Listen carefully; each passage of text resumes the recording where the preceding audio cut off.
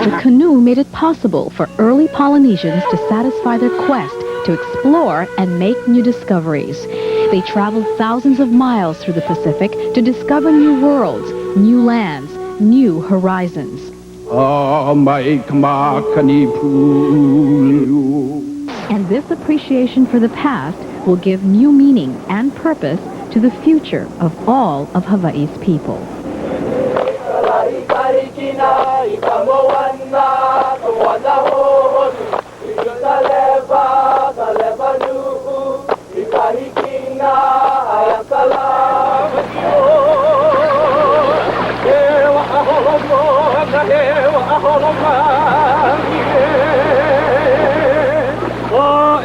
It's a day to celebrate Hawaii's voyaging heritage, and this morning here at Pokai Bay, a fleet of Polynesian voyaging canoes become a window to the past as we retrace and rediscover an important element of our island culture.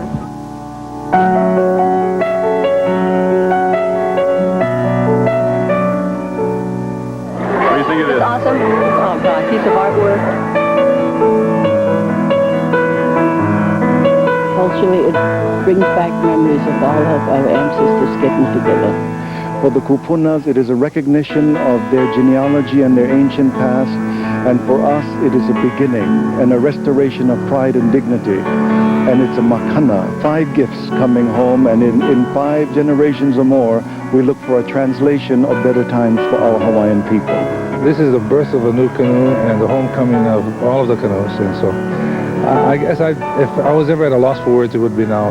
So I just hope that this smile says it all. Awesome. I can't say, it's very spiritual, very uplifting, and I'm just so happy to be a part of all of this. It's a very emotional moment. The historical significance of this moment is very, very special to us. Why? Well, like someone asked us, how can we put so much time into this canoe when we don't own it? We don't own it, but it's ours. What do you think this will mean for your generation? To pass it on. To pass it on to my children and people around me. Do you feel that your generation needs to learn more about these things? Yeah. Because our race is dying out, and hardly any people are taking a chance to look at it. They recognize how their ancestors were, and they connect with who they are and where they came from as an island people. Kanaka Maoli, so much pride involved in what it takes to travel these thousands of miles without instruments. So much to be proud of, and they can hook onto that, know it's in their blood, and move forward in unity. This celebration of Hawaii's voyaging heritage brought the newly constructed Hawai'iloa to Pokai Bay. With it, the Eala, the Maikairoa, the traditionally built Mauloa, and the mother voyaging vessel, Hokulea. As Hawai'iloa takes her place in this family of Polynesian canoes, her real voyage begins. When we come back, we'll tell you her story, the people, the spirit, and the vision which brought Hawai'iloa to life and now readies her for the sea.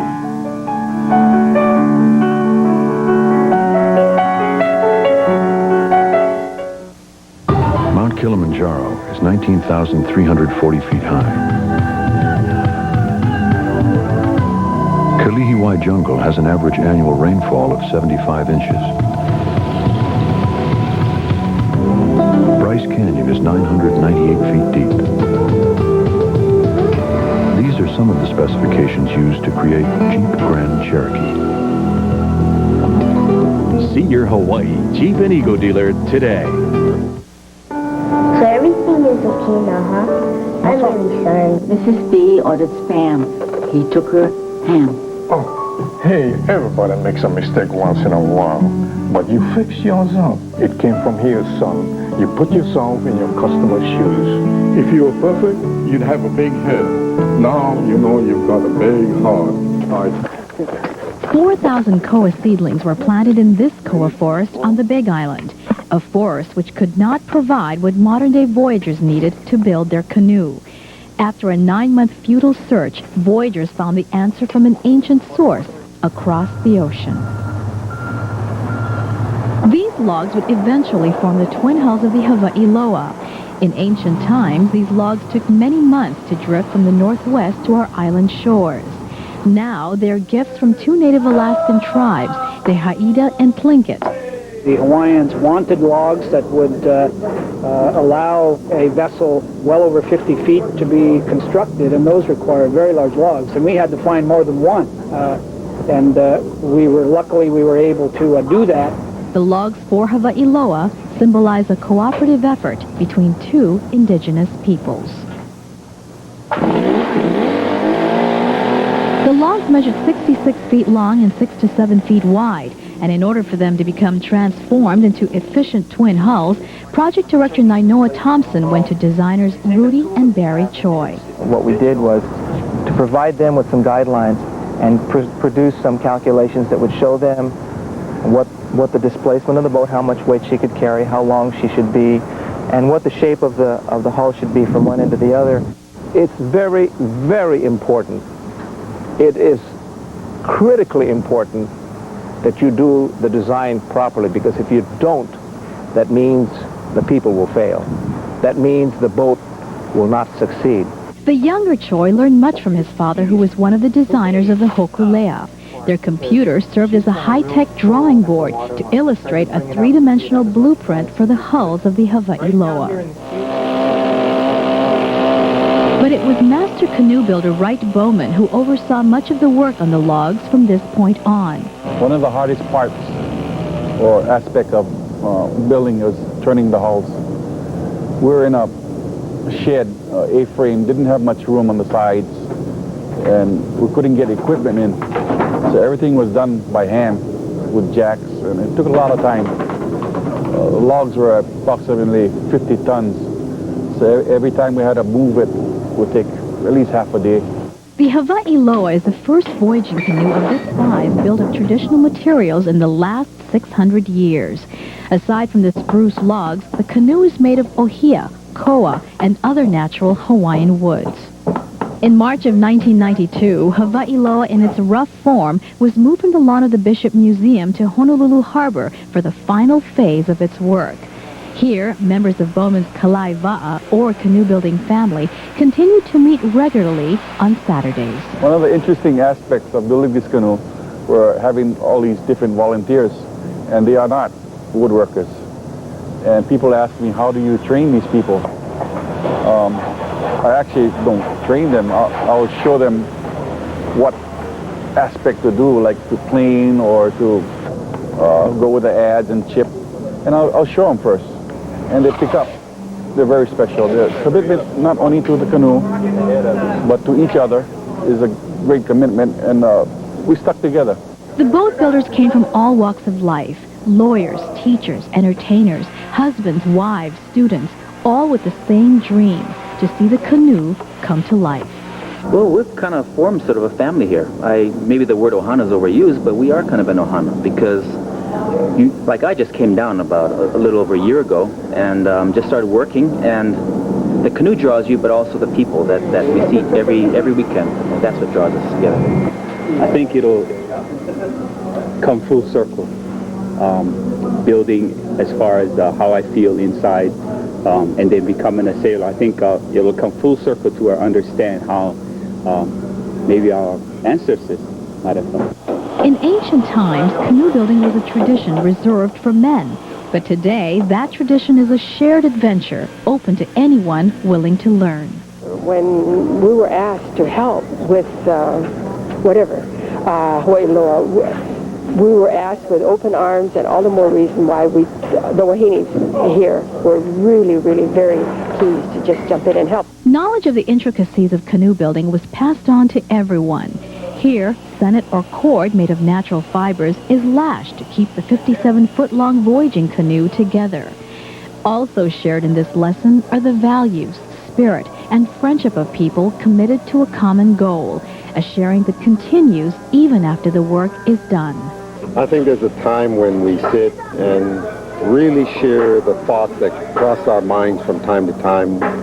And emotionally, I think this is what has happened because of the fact that it's like a child to us. We have to be fathers to it, but we also have to be friends in the process. I didn't come here to build and sell the Hawai'iloa. I came to Hawaii to raise my level of consciousness. I chose to move here, and my wife and I came, and I just was given an opportunity, and I seized it. and worked with these folks, and it's been such a tremendous experience. Gotta be 3 inches overlap, yeah? Another group of dedicated volunteers were the sailmakers who wove a 300-square-foot sail for the Hawai'iloa.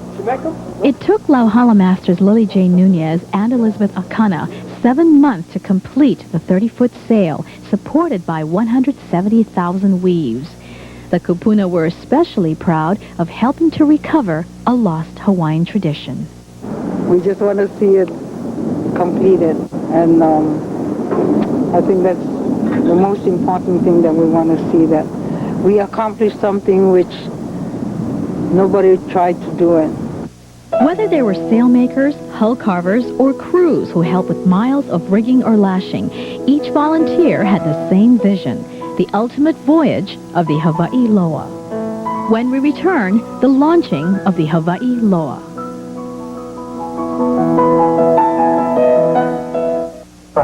I told him to do something about the car. Oh, you folks take checks, huh? Myra, my checkbook. It's in your wallet. Access card. Mom, you with plastic? It's not what you think. Banco Access Card. It's not a credit card. It's your checking account on a card that's as easy as using Visa. Wow, a plastic check. It's nice having a family together, huh? It's great to be your easy access bank. Bank of Hawaii. Hawaii's bank. When my mother brought me to McDonald's for the first time, I remember French fries because that was her favorite. And now there's 3 generations of us coming to McDonald's, and that's exciting. I think McDonald's has been around for 25 years because you can trust them. In this day and age, I really look for places that offer me good value. I don't know what I'd do raising children right now in Hawaii without a McDonald's. What you want is what you get, and why McDonald's today? First, we gave you the attractive Jeep Cherokee Sport, but you said, More. Give me more. so we added a 190 horsepower engine, but you still said, More. Give me more. so we gave you air at no charge. More. Power steering. More. And AM/FM stereo, all for a great price. Less. Make it less. Okay? Okay. So hurry to your Jeep and Eagle dealer. Look at a Jeep Cherokee Sport and say, Sold. See your Hawaii Jeep and Eagle dealer today. I'll see you later. Bye. Hi. Hi. What are you doing here? I live here, remember? Yeah, but I thought you were working late. Gave myself the night off. We'll go out. I'll change. Just stay home. I'll change. Only Blockbuster has so many movies, so many ways to make your night off a Blockbuster night. Did I hear the phone? So pick up a movie from Blockbuster and make it a Blockbuster night. Under a constant fall of rain, a traditional Hawaiian blessing is given, both from the sky and from the land. Emotions began to build for the new Polynesian voyaging canoe as Hawai'iloa took to the water for the first time.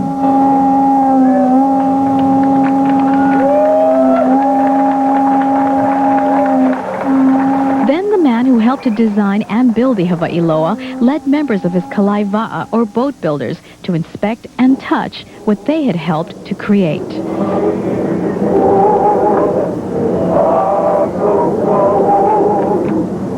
In unison, they chanted, paddled, and ceremoniously baptized the 57-foot double-hulled canoe.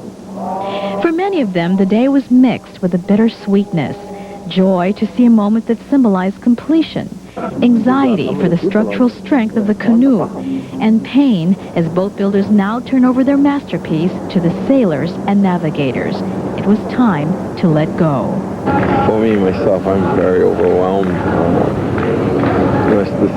This kind of feeling that we had pretty much, at least in my experience, lost. We should have this all the time, every day. We're just very pleased that everything, it's a culmination of all the events. A lot more happy that one of the main concerns we had was that the canoe would be too heavy and that she'd sit too low in the water. But from what we see now, it's just the opposite. She rides fairly high. A week later, the labor of love had to prove she was functional. Her maiden voyage was to Pokai Bay, and she was joined by other members of her Polynesian voyaging family. And now as Hawai'iloa takes to the sea, she undergoes her most rigorous test, the sea trials. The most important part of this project in terms of knowing whether what it's going to take. Well, first of all, knowing whether we can actually even take this canoe to the Marquesas and bring it back to Hawaii safely, or at least worth the risk. The Hawai'iloa is expected to sail more than 2,000 miles from the Marquesas Islands to Hawaii in 1995, a route which many believe early Polynesians took to get to Hawaii. For 30 days, she will be a floating home for the sailors who take her to sea. Right now, she's designed to be 2,000 pounds over what we want to take her down to the Marquesas. And that is because we really don't know, in terms of structural strength, we don't know what is those requirements. So we built her heavy. We're right now in the initial sea trial phase where we'll be taking her progressively into more rough water conditions and see how she performs. Simultaneously during the sea trials, canoe builder Wright Bowman will assist Thompson in making the modifications needed to ready the Hawai'iloa for her Pacific voyage. One recent sea trial was manned by a crew from New Zealand. Crews from Tahiti, the Cook Islands, and New Zealand plan to accompany the Hokulea and the Hawai'iloa back to Hawaii from the Marquesas in 1995. To prepare for that massive undertaking, each island's best sailors will have to perfect their knowledge and skills in traditional voyaging. Because of Hawaii's voyaging experience, they've come to Hawaii to learn the art of wayfinding. Here, their navigation lessons come from Nainoa Thompson, the Pacific's only known modern-day navigator of the ancient ways. We want our boys to be able to navigate themselves, and that's why we're here. We're here so that the Hawaiians can train us, and after all, it's a culture that our ancestors had, but we've lost, and you know, we'd like very much to get it back.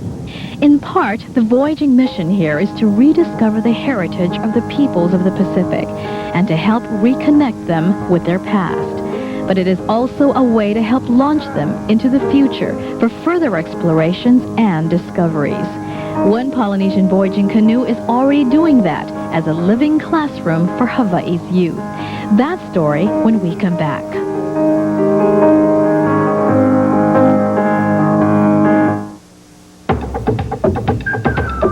When my mother brought me to McDonald's for the first time, I remember French fries because that was her favorite. And now there's 3 generations of us coming to McDonald's. And Back to the sea to reach deeper into our voyaging past, Hokulea, Hawaii's first modern-day voyaging canoe, becomes a living classroom. Is that the safety harness? The students of Napuanoe'au, a program for gifted and talented youth of Hawaiian ancestry, were the first participants in a pilot summer ocean voyaging project. But before we do that, our captain and the 2 watch captains are Kalea and Kanani, and this is the sailmaster, on his navigator. Everything that you're doing now is what we do to go to Tahiti or to New Zealand, correct? The only difference between sailing this canoe and most things in life is the consequences for being unprepared, and the consequences for big mistakes in this canoe is very dangerous. The Hokulea not only serves to teach the art of wayfinding or navigating and sailing aided only by nature, it also teaches a lesson in life, problem-solving, decision-making, and the challenges of working together as a team become tools of survival. When we first got on the boat and we were all talking about the weather and all that, we weren't too sure that we wanted to do it. Since late afternoon yesterday, we were checking on the weather, making sure that we could sail. Sailing the Hokulea is really hard. You got to work together. You got to pull through. So it's like, if you can sail this canoe, you can practically do anything because you got to make decisions and you got to think it through. And it's just the decisions that you make on the canoe, like hard kind of decisions. So it makes you think. But we're getting there. what is my job on the canoe? Just being a crew member. Safety officer. I'm the sales master. My job is to navigate, and we're going a little bit off course. On this day, the students of Napuanoe'au glimpse a part of the courage and resourcefulness their ancestors possessed. These become their values, too. Voyaging for Hawaii's youth is an educational tool to recover ancient values that show the way to a quality of life lost in the present. As Hawai'iloa reminds us of our rich past, it also serves to inspire the spirit of exploration and hopefully allows us the vision for a safe and healthy future for Hawaii. Whether it's a voyage across the ocean or a voyage within, it is the basic values of life that will get us to our destination. So when Hawai'iloa takes to the sea, that'll be just one step for the journey home for all these people. I think for them it's going to mean that they are going to have much greater respect for their history and their heritage, but they're also going to have a greater respect for themselves. There's a feeling that, you know, when you're in your regular world, if I can say it that way, that you look back on this canoe and it kind of gives you strength in whatever you do in your life. It's about life. It's about survival. It's about how people had in fact survived, learned how to do it, and the methodologies they use and the principles underlying them for that survival needs to be passed on to humanity. Hundreds of hands have touched and cared for this canoe. Now the Hawai'iloa breathes new life. It's about to embark on a most important voyage, the voyage of rediscovery. But it's not about the discovery of new landscapes, new horizons, and new places. It's the rediscovery of values, commitment, and the spirit of our island ancestors. As 14-year-old Sarah Tahori wrote in her winning Mauloa essay, we must honor the past, grow with the